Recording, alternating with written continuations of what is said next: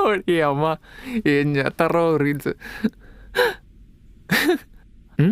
వచ్చావా అన్న? నీ గురించే వెయిటింగ్. బియర్లు కూడా రెడీగా ఉన్నాయి ఫ్రిడ్జ్లో.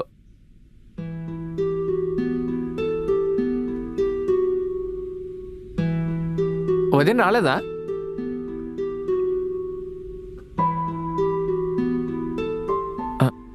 ఏమైంది, ఏం మాట్లాడట్లేదు? రే నువ్వు ఆగరా, 2 బీర్లు తీసుకురా, పైకి వెళ్దాం.